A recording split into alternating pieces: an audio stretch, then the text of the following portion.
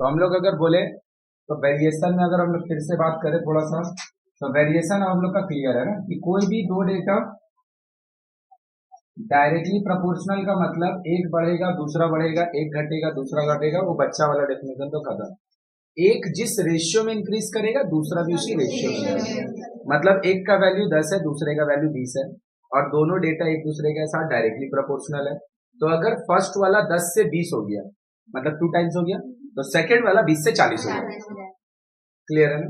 Inversely proportional का क्या मतलब है कि अगर एक डेटा दूसरा डेटा के साथ इनवर्सली प्रोपोर्शनल है, अब पहला डेटा का वैल्यू अगर 10 है और दूसरे का 20 है और दोनों इनवर्सली है, तो पहला वाला अगर 10 से 5 हो जाएगा, पहला वाला अगर 10 से 5 हो जाएगा तो दूसरा वाला हाफ होने की जगह डबल हो जाएगा, तो 20 से 40 हो जाएगा।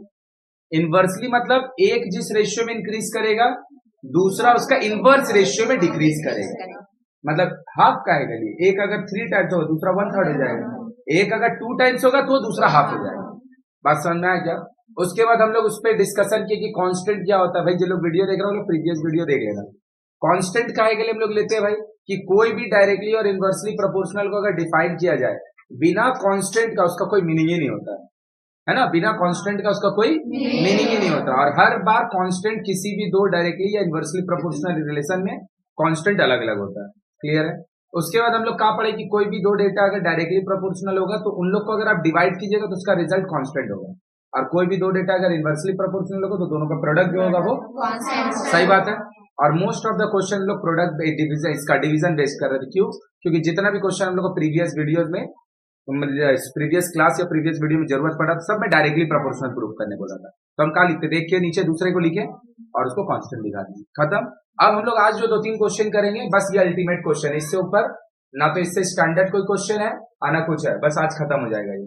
तो क्या लिखा है सबसे पहला क्वेश्चन कि y is the sum of two variable. y जो है दो अलग अलग वेरिएबल को जोड़ के बन रहा है, वन ऑफ विच जो दो ठो है उसमें से एक वेरीज डायरेक्टली विथ, उसमें से जो दो पार्ट है y जो दो चीज से जोड़ के बन रहा है उसका एक पार्ट x के साथ डायरेक्टली प्रोपोर्शनल है and another varies inversely with, और जो दूसरा है वो x के साथ इनवर्सली प्रोपोर्शनल है। सही बात? तो बोल रहा when x equal to 1 y equal to 1 x equal to 3 y equal to 5 let us write the relation between x and y। तो भैया आपको x का वैल्यू नहीं निकालने दिया जा रहा, y का वैल्यू नहीं निकाले, x और y का एक रिलेशन बनाने बोल रहा। लाइक x और y का रिलेशन का मतलब क्या, हम अगर प्रूफ कर दिया x इक्वल टू 2y हो गया रिलेशन, अगर हम प्रूफ कर दिए y इक्वल टू 2x हो गया रिलेशन, हम अगर प्रूफ कर दिया x equal to y by 2, हम अगर प्रूफ कर दिया x equal to y by 5 proof कर दिया, फाइंड कर दिया, तो वही तो रिलेशन है। ये अगर हम ये प्रूफ कर दे x plus Y equal to 5, ये भी तो एक रिलेशन है ना भाई। रिलेशन मतलब दोनों को जोड़ के एक इक्वेशन बनाना, एक ऐसा इक्वेशन बनाना है जिसमें x भी हो y भी, बस उसको कनेक्ट करने वाला एक इक्वेशन बनाना, उसी को क्या बोलते हैं रिलेशन। बिकॉज भैया यहाँ से x और y सॉल्व नहीं होगा, वो अभी हम करके दिखा देंगे। बोले बात समझ में है? तो क्वेश्चन क्या है भैया, y जो है दो अलग अलग कांस्टेंट नहीं वेरिएबल को जोड़ के बनता है। वो जो दो टो है उसमें से एक x के साथ डायरेक्टली प्रोपोर्शनल है और दूसरा वाला x के साथ इनवर्सली प्रोपोर्शनल। कोई दिक्कत? तो हम let y is the sum of two variables y1 and y2।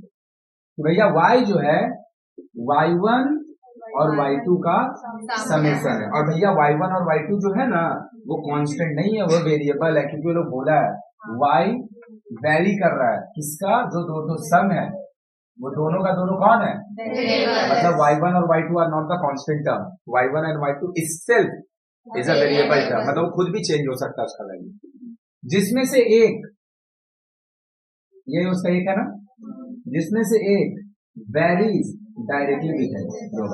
एकदम सही बात। एक पार्ट x के साथ डायरेक्टली प्रोपोर्शनल है, तो क्या हम लिख सकते हैं y1 equal to k1x where k is non zero constant, not k, k1 is non zero constant. एकदम अल्टीमेट क्वेश्चन, बहुत बढ़िया क्वेश्चन कर रहे हैं। एंड जो सेकंड पार्ट है ना बाबू, it varies inversely with h। आया कि आंसर किया, y2 is equal to k2 by x, again there K2 is non zero constant, पूरा भर लेना, लिख लिए ये इक्वेशन। नाम 1 रख दिए इसका, चलो इसका 2 रख दिया नाम, इसका नाम 3 रख दिया, और जो मेरा पहला था जो जोड़ के बनाएंगे। नाउ फ्रॉम 1 क्या हम लिख सकते हैं, y is equal to y1 plus y2, and y1 क्या है k1x k2, किसी को कोई दिक्कत जरा भी। अब putting getting hello, when x equal to 1 y equal to 1, किसी का दिमाग में आ रहा होगा कि भैया यही तो एक्स और वाई का रिलेशन। आप क्या बोले, आप बोले कि रिलेशन का मतलब होता है एक ऐसा इक्वेशन फॉर्म करती है जिसमें एक्स और वाई दोनों, एक्स और वाई का रिलेशन का मतलब एक ऐसा इक्वेशन कनेक्ट कीजिए जिसमें एक्स भी होता होगा वाई भी होता होगा, तो ये तो खुद ही है कि नहीं है, तो फिर यही तो आंसर होना चाहिए। क्यों ये आंसर नहीं, बताओ ये आंसर क्यों नहीं हो सकता, क्या दिक्कत है आंसर में, एक्स और वाई है ना दोनों में, और इक्वेशन बन भी रहा है, तो कनेक्ट तो हो ही जा रहा है। क्या रिलेशन है, अरे रिलेशन का क्या मतलब है कि एक्स मेरा पास कुछ पैसा उसका हाफ है, तो हम क्या लिखेंगे, रघुवीर उसका पास हाफ है, रघुवीर का पैसा जितना भी होगा अगर उसके पास हाफ होगा तो हम बोल सकते हैं अपना नाम का आगे हम लिख दिए, और सृष्टि का पैसा में क्या करेंगे 2 मल्टीप्लाई कर देंगे। सृष्टि का पास हाफ होने का क्या मतलब है, सृष्टि का पैसा में अगर 2 मल्टीप्लाई कीजिएगा तब मेरा पैसा बनेगा, यही तो मतलब है ना। या फिर हम बोलेंगे, हम अगर अपना पैसा को ऐसे करके ना लिख के, अगर हम अपना पैसा को ऐसे करके लिख रहे हैं, सृष्टि के पास कितना होगा तो रघुवीर के पास जितना है उसका हाफ, एक ही बात है। तो क्या ये रिलेशन नहीं है, तो रिलेशन का तो ये मतलब है जो दोनों के बीच में रिलेशन बनाना है आपको, वो दोनों के बीच में एक तो इक्वल टू इन्वॉल्व कर देना, वो दोनों के बीच में एक तो इक्वल टू इन्वॉल्व कर देना, और क्या बात खत्म। तो इक्वल टू इन्वॉल्व कर दिया, एक्स और वाई दोनों आ गया, तो दिक्कत क्या है इसमें, यही आंसर क्यों नहीं है। हाँ हाँ, तो क्या हुआ, क्वेश्चन में पुट करने बोला, नहीं that is not the answer. के और K1 कैसे आंसर में हो सकता है, K1 और K2 आंसर में कैसे हो सकता है, वो तो एक कांस्टेंट है जिसको तुम K1 K2 लेट किया है, दूसरा आदमी यहाँ पे K1 K2 लेट करने के बजाय वो यहाँ पे M1 और M2 लिख देगा, अब बोलेगा भैया M1 is non zero constant. यहाँ पे कोई आएगा बोलेगा कि हम भैया K1 नहीं बोलेंगे A1 बोलेंगे, where A1 and A2 are, यहाँ पे हम बोलेंगे हम K1 नहीं बोलेंगे V1 बोलेंगे, V1 and V2 are non zero constant, तो सबका तो आंसर अलग अलग आएगा, सबका आंसर तो सबका अलग अलग आंसर आएगा। तो क्वेश्चन में जो भी चीज हम लोग लेट करते हैं, याद रखिएगा कभी भी जिंदगी में और क्वेश्चन का आंसर का पार्ट नहीं हो सकता है, क्वेश्चन में कभी भी कुछ भी लेट जो कर रही है वो आंसर का पार्ट कभी नहीं हो सकता है। अभी समझी कि अभी भी नहीं समझी, आंसर में ये नहीं हो सकता है, आंसर में तुमको K1 और K2 को हटाना ही पड़ेगा। Y और X हो सकता है आंसर में, ऑब्वियसली हो सकता है, क्यों, 2 रीजन है कि Y और X को तो कनेक्ट ही करने बोला है, और Y और X को अननोन डेटा नहीं है, क्वेश्चन में दिया हुआ है, तो क्वेश्चन में हमेशा नोन डेटा आंसर होता है, अननोन डेटा नहीं होता है। K1 और K2 यहाँ पे क्या चीज है, अननोन डेटा है। अभी समझ में आया, पुटिंग वोटिंग का बात नहीं, यहाँ पे K1 और K2 can not be the part of the answer because K1 और K2 को आप लेट किए हैं, आप K1 K2 नहीं लेट किए, हम M1 M2 लेट करेंगे। अभी आया बात समझ में, तो अब हम पुट कर रहे हैं K1 K2 निकालने के लिए मेहनत कर रहे हैं, क्या जब x का वैल्यू 1 है उस समय y का वैल्यू 1 है, तो चलिए पुट कीजिए 1 K1x K1 K2x, सही है ना, इधर 1 डालेंगे तो K1 रह जाएगा, इधर 1 डालेंगे तो इक्वेशन ज्यादा हो रहा है, उससे कोई तकलीफ नहीं है मेरे को, 4 इक्वेशन हो गया। अब 5वां में जाते हैं, फिर इसमें पुट कर रहे, देखो y कितना दिया भैया, सेकंड वाले में 5, उस समय x कितना दिया है 3, फिर से इसमें पुट कीजिए y 5 K1 x 3, second equation क्या होगा 3K1 plus K2 y equal to 5, ठीक है ना। तो नंबर ऑफ इक्वेशन ज्यादा है उससे तुम्हारा कोई मतलब नहीं है, वो बस सबको हम डिस्टिंक्शन करने के लिए इतना नंबर डालें तो हो गया। ये दोनों को अगर हम साइमल्टेनियसली सॉल्व कर ले, इसको और इसको, क्या मेरे को K1 और K2 का वैल्यू मिल जाएगा, तो पुट करके देखो क्या दिया, K1 का वैल्यू, एक equation K1 plus K2 equal to 1, दूसरा equation K1 3K1 plus K2 by equal to, बचपन में जैसे सॉल्व करते वैसे ही इसको 3 से मल्टीप्लाई कर दिए, आगे वाले को 1 से कर दिए, तो 3K1 3K2 equal to 3, 3K1 K2 by 3 equal to, cut गया, तो 3K2 minus K2 by 3 equal to minus LCM ले लो 3, तो 9K2 3 कटा दो, सही है ना, इक्वल टू माइनस, ये भाई को उस पार लेके जाइए, इधर का होगा 8K2 इक्वल टू माइनस, तो K2 इक्वल टू -3/-6/8, तो -3/, ऊपर वाला इक्वेशन में 1, K2 का वैल्यू -3/, इक्वल टू उस पर लेके जाइए, वेरी गुड, 4 नहीं है एलसीएम, तो 4 + 3 केवल इक्वल टू, सही है। अब जो रिलेशन था उसमें केवल K2 पुट कर दो, काम खत्म। तो y क्या था, y is the sum of y1 and y2, और y में y1 को रिप्लेस किए हुए थे K1x से, और y2 को रिप्लेस किए थे K2, सच बात, तो y रहने दिए, K1 का वैल्यू आप निकाल चुके हैं -3/, साथ में K1 का वैल्यू आप निकाल चुके हैं 7/, साथ में प्लस K2 का वैल्यू आप निकाल चुके हैं माइनस, तो ये अल्टीमेटली माइनस हो जाएगा, K2 की जगह लिखेंगे 3/4, और नीचे में x पहले से है तो 3/4x। Now y is equal to 7x/4 minus 3x 3/4x, सही है, बस हो गया, this is the relation. Solve ये हो भी नहीं सकता, हाँ यही आंसर है, सॉल्व ये हो भी नहीं सकता। आया मेरा बात समझने की ऊपर चल गया, आया मेरा बात समझने कि हम क्या किए, x और y का बोलेगा रिलेशन यहीं पे कनेक्ट हो जाता, नहीं हो सकता है, K1 और K2 उसमें नहीं हो सकता, नोन डेटा कभी आंसर नहीं हो सकता है, आंसर हमेशा नोन डेटा होगा। तो बोलेगा यहाँ सब नोन है, हाँ नोन है, क्यों, क्योंकि नंबर हमेशा नोन चीज होता है, और x और y तो क्वेश्चन में बोला है, और x और y का ही तो रिलेशन निकालने का, तो y is equal to 7x/4 minus 3/4x, this is the answer. क्या यहाँ से x और y सॉल्व करके निकाला जा सकता था, नहीं, क्यों, क्योंकि ये जो रिलेशन आया है, ये जो रिलेशन आया है, ये एगो इक्वेशन है, और x और y अगर दोनों अननोन होगा तो कैसे तुम निकालोगे। हाँ ये हो सकता था कि एक बार आपको x और y दिया, K और K1 के एक रिलेशन बनाए, फिर एक बार और आपको K और x और y दिया, एक और रिलेशन बनाए, दोनों को साइमल्टेनियसली सॉल्व किए, K और K1 का वैल्यू पुट किए, the ultimate relation is this. Third part में फिर से मेरे से पूछता है, if x equal to 5 what is the value of y, if x equal to what is the value of, तो ये वाला इक्वेशन नेक्स्ट करेगा, 5 पुट कर देते y आ जाता, या फिर इसी में हमको एट द एंड में अगर मेरे को बोल देता if y equal to 10 what is the value of x, तो यहाँ पे y का वैल्यू पुट कर देते, x निकाल देते, क्लियर है कि नहीं है।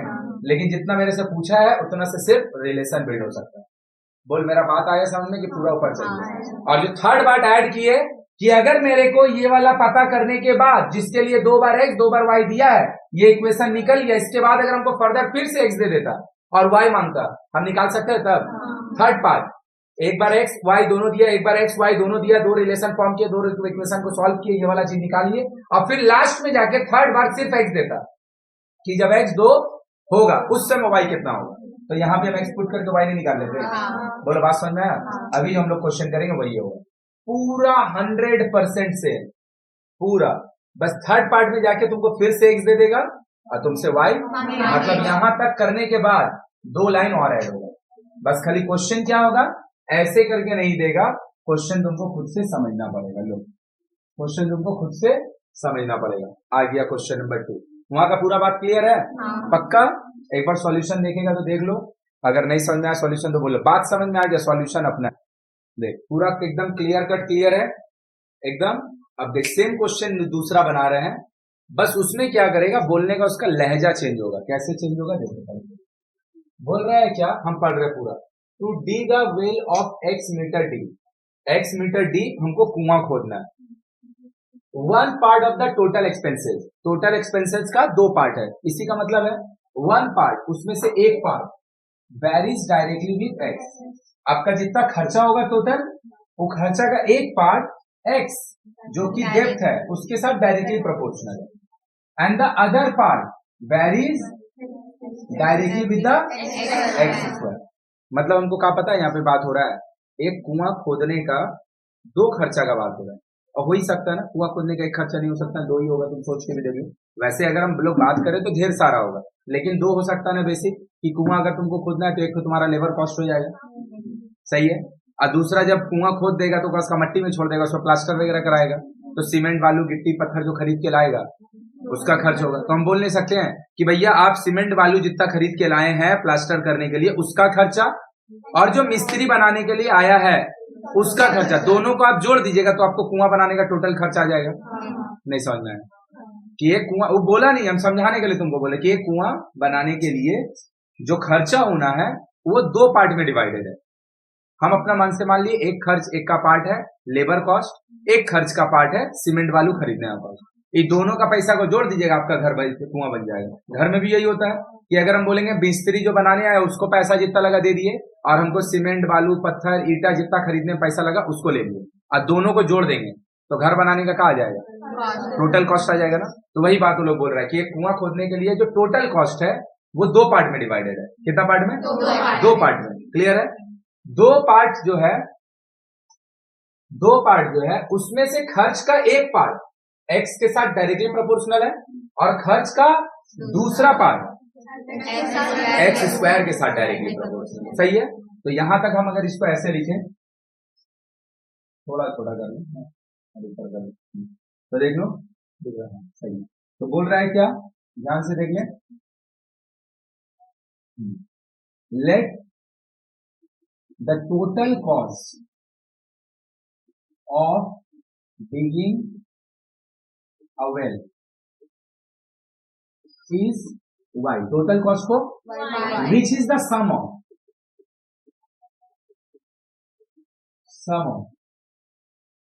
y1 y2 कि टोटल खर्चा को हम बोल दिए y और हम बोल दिए y जो है y1 और y2 का समेशन है। अब अपना मन से अगर थोड़ा सा समझने के लिए हम लोग मान ले तो y1 is like labour cost and y2 is the material cost, दोनों को जोड़ दिए तो बन गया। बोलो बात समझ में आया कि नहीं आया? अब बोला है उस खर्च का एक part, one of the part varies directly with x. सही बात? y1 इक्वल टू k1, इधर लिखेंगे बार बार where k is non zero constant and other part जो है y2, other part y2 varies directly with x square, directly with x square. तो y2 is equal to k2 x square, again same where k2 is non zero constant. पर तकलीफ नहीं, किसी को भी जरा भी तकलीफ नहीं है तो क्या हम लिख सकते हैं y is equal to y1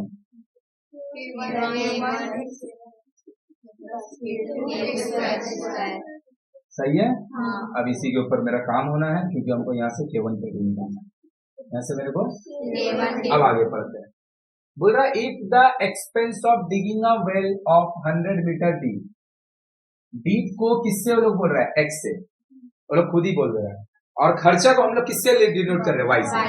तो बोल रहा है अगर हम 100 मीटर डीप कुआं खोदेंगे और 200 मीटर डीप कुआं खोदेंगे तो मेरे को 5000 और 12000, 5000 और 12000 कि अगर आप 100 मीटर डीप खोदिएगा तो आपको 12000 देना पड़ेगा, और अगर सॉरी 5000, और अगर आप 200 मीटर डीप खोदिएगा 12000। तो क्या हम बोल सकते हैं डीप से वो लोग बोलना चाह रहा है x, हाँ या ना? और खर्चा से वो लोग एक्सपेंस से बोलना चाह रहा है, एक्सपेंस से बोलना चाह रहा है, हाँ या ना? तो क्या हम वहां पे पुट कर सकते हैं y इक्वल टू जब 5000 होगा उस समय x जो होगा k1 x दैट इज 100 है ना, और प्लस लिख दिए k2 100 का, बोलो आया कि बाउंसर किया? दूसरा, जब आप 2000 मीटर 200 मीटर गहरा कुआं खोदिएगा उस समय आपका खर्चा जो आएगा तो क्या हम बोल सकते हो, बोलना चाह रहा हूं when x is 200, when x is 200 y equal to 12000, y equal to 12000। तो क्या हम लिख सकते हैं इसी इक्वेशन में 12000 इक्वल टू k1 x का जगह 200 x स्क्वायर का जगह 200 का। अब ये दोनों सॉल्व करके k1 k2 आ जाएगा, वो सॉल्व करना मेरा काम है तुम्हारा नहीं। क्लियर है ना? सॉल्व करेंगे k1 k2 निकालेंगे और ये वाला रिलेशन में ले आके तो इसमें कुछ अननोन नहीं बचेगा। K1 K2 अननोन था, निकल चुका है, हाँ या ना? सही बात। K1 K2 अननोन था, निकल चुका है, सही बात। And at the same time ये वाला रिलेशन में K1 K2 हट के कुछ नंबर आ जाएगा और रिलेशन खाली x और y का रहेगा। रिलेशन खाली पूरा हम करते हैं। चलो पहले इसको लिखो जल्दी से, वो वाला को पीछे वालों को बात लिखे हैं। ए भाई अगर समझ गया होगा तो फिर समझ ही जाएगा। देखिए ये पहला है, फिर ये पीला वाला पोर्शन लिख के ये लिखेंगे इसके नीचे, फिर ये वाला दोनों पोर्शन लिखेंगे। जल्दी लिखो। तो भाई अब हम सॉल्व कर रहे हैं, मिटा दे, मिटा दे, उसके बाद पढ़ेंगे सॉल्व करने के बाद। देखो तो मेरा पहला इक्वेशन क्या था बाबू, 100K1 प्लस 100 का स्क्वायर मतलब 2 बार 100 ना, K2 इज इक्वल टू 5000। सही बात। और हम जानते हैं ना सब ऐसे कटता नहीं है, कॉमन लेके कटता है। तो 100 अगर हम कॉमन ले लें तो K1 2 बार 100 था, 100 का स्क्वायर के लिए 5000। अब कटेगा, हाँ, तो तुम्हारा इक्वेशन जो हो गया वो K1 plus 100K2 equal to 50। सही है। नाम रखना तो रखे जाओ, क्योंकि नंबर जो हो क्या रहा है ना, इतना नाम क्यों रखा रहा था, इतना नाम इसलिए रखा रहा है क्योंकि नंबर ऑफ इक्वेशन बहुत ज्यादा बन रहा है। तो अपना लिए नाम तुम रखे जाओ ताकि कंफ्यूजन कम हो। सेकंड ये वाला इक्वेशन 12,000 कितना है 200K1, सही बात, प्लस K2 का साथ जो 200 है वो 200 का, तो 2 बार 200, ये कटता नहीं है, बहुत बार बोल दिए कॉमन लेना पड़ेगा। तो कॉमन लेंगे तो क्या हो जाएगा, K1 प्लस 20 ये वाला काटे 60 बार में, तो K1 plus 200K2 equal to 60। कोई दिक्कत? अब साइमल्टेनियसली दोनों को सॉल्व करें। K1 लिखा गया था ना ये, plus 100K2 equal to K1 200K2, इसीलिए ये वाला सॉल्व थी क्योंकि उनको पता है थोड़ा लेंदी है। माइनस माइनस माइनस, ये दोनों कटा तो कितना देगा, minus 100K equal to minus 10/100। सही है। अब यहाँ पे पुट कर रहे K1 प्लस 100, K2 का वैल्यू कितना निकाले इक्वल टू, ये भाई से कट गया उस पर गया, K2 equal to K1 equal to 50 minus पक्का। And what was the ultimate equation, the ultimate equation was y1 equal to y1 plus y2। y1 को हम लोग अगर याद होगा, तुमको नहीं याद होगा तो कॉपी में देखो K1x और y2 जो था तो कितना हो गया, y is equal to K1x, K1 कितना निकालेंगे प्लस K2। सही है। अगर रिलेशन पूछा होता, क्लियर हुआ, पूरा सेम टू सेम है कि नहीं, बस वहां पे x और y में था, है ना, यहाँ पे x और y नहीं दिया है। वही बात को y को हम खुद से लेट किए हैं कि वो टोटल एक्सपेंस है, और y को हम लोग किससे से ट्रीट कर रहा है, खर्चा, कि कितना रुपया एक्सपेंस हो रहा है, और x को किससे ट्रीट कर रहा है, डेट। क्लियर है। अगर पूछा होता what is the relation between x and y, x is डेट एंड y इज एक्सपेंस, यही खत्म हो जाता आंसर। लेकिन हमसे ये नहीं पूछा है, हमसे क्या पूछा है, आगे पढ़ते हैं। बोल रहा latest right bye calculating the expense of digging a well of, बोल रहा है कि 250 डेसीमीटर गहरा अगर वेल को खोदा जाए, डिग किया जाए तो कितना एक्सपेंस हो, मतलब y निकालने दे रहा है और x 250 दे रहा है, y निकालने दे रहा है, लिख दिए 40x पक्का ना, 250 प्लस 1/10, 250 का स्क्वायर मतलब 250 इंटू, इसीलिए हम बोले ये अल्टीमेट लेंदी क्वेश्चन है, टफ नहीं है, टफ कुछ नहीं है पूरा बुक में, लेंदी है, थोड़ा बड़ा है बस, और कुछ नहीं है। 250 इंटू 250 काट दिए इसका 1 जीरो, ये दोनों भाई को मल्टीप्लाई करेंगे 10,000 आएगा, और 25 से 25 मल्टीप्लाई करेंगे 625 होगा, लेकिन 1 जीरो तो रहेगा, 16,200 16,000। मतलब अगर आप 250 मीटर गहरा कुआं खोदिएगा तो आपको, तो यही अगर दूसरा रिवर्स पूछ दिया होता, if the total digging of third part में खत्म होने के बाद यहाँ पे, if the total digging of if the total expense of digging a well is 18,000, what is the depth of the well, तो क्या करेंगे, वाई का जगह 18,000 पुट करके एक्स निकालेंगे। बोल क्लियर है, पक्का झूठ नहीं बोल रही है। तो क्या क्या क्वेश्चन में बोला है देख लो, ये एकदम, अब देखो, अब क्वेश्चन है लेंदी, करने का कुछ है नहीं, लेकिन भैया 3 नंबर से ज्यादा का वेरिएशन आता ही नहीं है। अगर तुम देखा जाए तो भैया ये 5 नंबर का आना चाहिए, हमको खुद भी लगता है लेंदी है ना, क्योंकि ये समझना खाली इंपॉर्टेंट नहीं है, ये सॉल्व करके आंसर निकालना उसमें आप में अपने आप में एक काम है। वो बात समझ में आ रहा है क्या, सॉल्व करके आंसर निकालो अपने आप में एक काम है, लेकिन 3 नंबर से ज्यादा आता ही नहीं है अलजेब्रा का क्वेश्चन, तो तुमको 5 का देगा कैसे? क्लियर है कि नहीं है? इसीलिए हमको 5 का नहीं देता, नहीं तो ये क्वेश्चन देखा जाए तो पूरा 5 मार्क्स का है, और बहुत इंपॉर्टेंट है, बहुत इंपॉर्टेंट है बोर्ड का पॉइंट ऑफ व्यू से। चाहे फिर से सेम बोले ना, ये वाला क्वेश्चन मोस्टली देखेगा